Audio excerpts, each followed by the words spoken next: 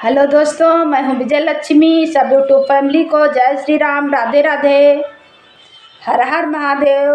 तो बहुत प्यारा सा जीतिया माता का गीत सुनाने जा रहे हैं। आप लोग को मेरा गीत कैसा लगा कमेंट में ज़रूर बताइएगा भाई बहन। देर न करते हुए सुनाते हैं। फेरी द नजरिया एक बार हो, ए मैया जीतिया मैया।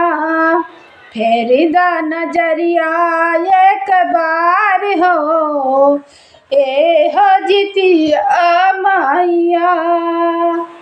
एक बार नजरिया फेरबो, कुलवा कह दिया न जलाइबो। एक बार नजरिया फेरबो, कुलवा कह दिया न जलाइबो। भर दिया गोदिया हमार हो, ए हो जीतिया मैया। फेरी द नजरिया हमार हो, ए हो जीतिया मैया। एक बार नजरिया फेरबो, रहिया तुहार हम देखबो।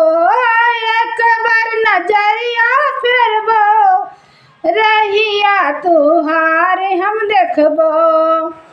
भर देहु हमरो भंडार हो, ए हो जीतिया मैया।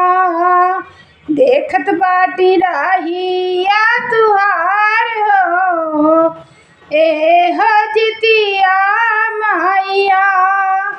एक बार नजरिया फेरबो, पहिला पूजनवा करबो। एक बार नजरिया फेरबो, तुहरा पूजनवा करबो। हर लिया दुखवा हमार हो, ए हो जीतिया मैया रे। हर लिया दुखवा हमार हो, ए हो जीतिया मैया। फेरी द नजरिया हमार हो, ए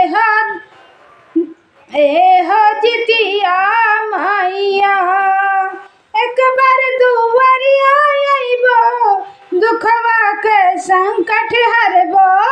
एक बार दुआरिया आइबो, दुखवा मोर संकट हरबो।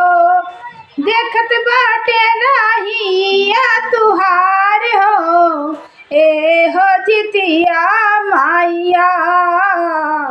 फेर द नजरिया एक बार हो, ए हो जीतिया मैया। राखी ले तुलजिया हमार हो, ए हो जीतिया मैया। राखी लो तिबतिया हमार हो, ए हो जीतिया मैया। हर ले तू संकट हमार हो, ए हो जीतिया मैया।